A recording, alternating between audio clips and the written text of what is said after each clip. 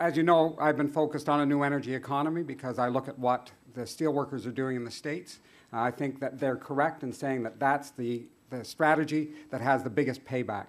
That's where we have to focus. But I do want to talk about arts and culture for a moment because I think that there's a tremendous opportunity out there to actually build Canadian jobs around an arts and culture sector that can be one of the best in the world. We have the talent here. We export it constantly down to LA. We need to do what we've done with the Canadian music industry. We have to protect part of the market for Canadians, but we also need to strategically invest in areas so that we have Canadian content that will move the world. We have that ability. Too often we don't invest in it and we lose out. Thank you. Michael? Richard Florida, a genius, Richard Florida talks about where change is going to happen. And he talks about cities. He talks about places where people gather together and that where real change and real economy takes place. I believe with all my heart that that needs to happen. We need to empower cities. I talked a bit about getting rid of the Ontario Municipal Board. We are the only province left that has one. We don't need it. I've talked about giving London the same power and authority as Toronto. We need to also look at our taxation policy, but we need to free up municipalities. We need to free them up so that they can make the key decisions on what is best for the local economy. London is different from Toronto. And Toronto is different from Sudbury. And some places will look that they want to look very carefully at tourism. Some will look that they want to look to their educational institutions. Some will look that they want to, to manufacturing. But we need to free all 480 municipalities to make those decisions. And then and only then can we revitalize the economy. Thank you. Andrea? Thanks, Andrea.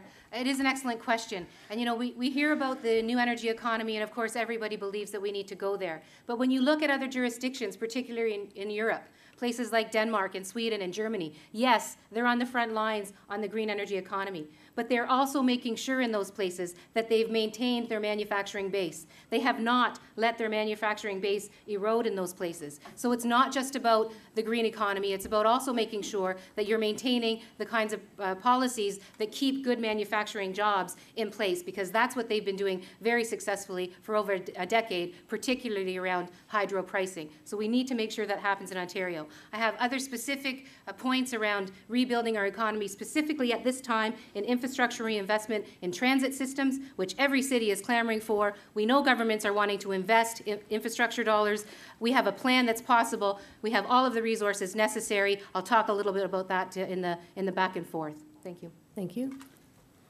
Gilles? Well, what's clear as Social Democrats, we understand without a strong economy, we won't have the money to invest in social programs. So the key for us, in order to keep our social programs and build on them, is to deal with wealth creation. We need to make Ontario a place to invest, a place there's jobs, and a place there's an ability for people to have an economy that works not just for those people sitting in Brazil or Europe or wherever it might be, but for the people back home. So the key is research and development. Ontario cannot compete as a low-wage economy. We know that. You'll never be able to outcompete the low wages of China or other places, but where we can compete is innovation. And the problem in this province is we're not serious about research and development. So we need to be upfront about Social Democrats talking about what we would do specifically in order to invest in research and development, engaging our universities, colleges, and employers in order to be able to do those key investments in research and development. We need to backstop loans. You can't borrow money. We need to be able to backstop loans so that business can borrow money, and we need to deal effectively with training so that it meets the needs of the workers and industry.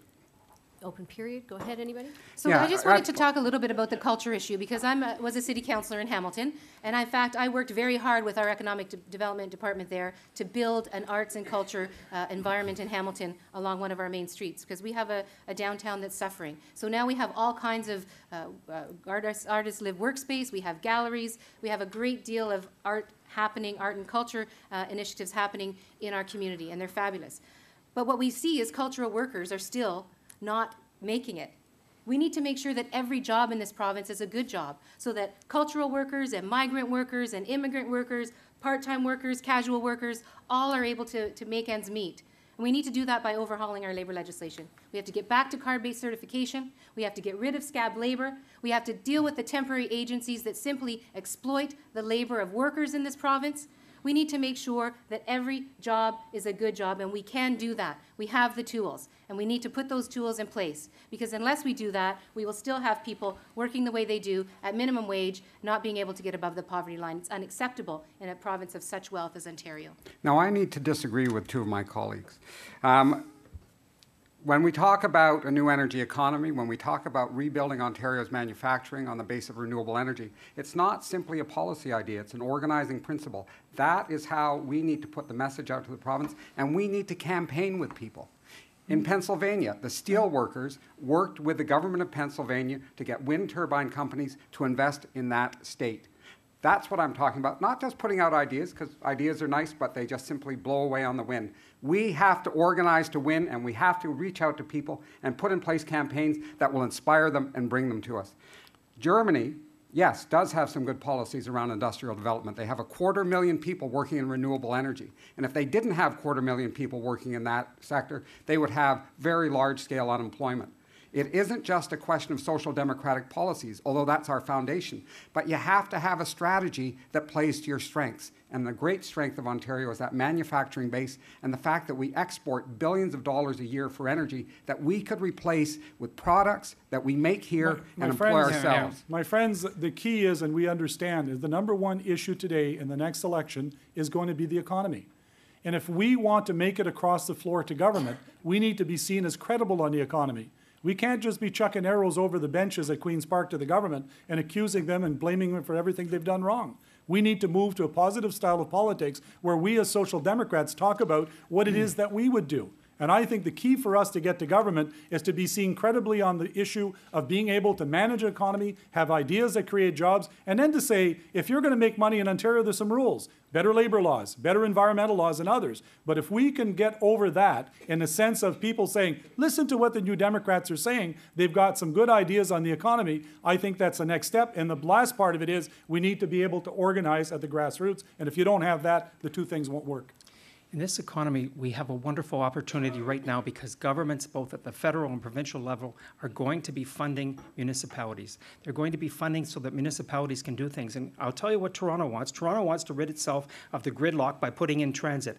I am totally in favor of that. I went to Oshawa last week and I talked to them. They have an ITU, a brand new university. They want to build a campus around that with their money so that they can emulate and try to do what the University of Western Ontario has done with RIM and all of those groups. We need to free them up to do that. And I think if we do that, wonderful things will start to happen.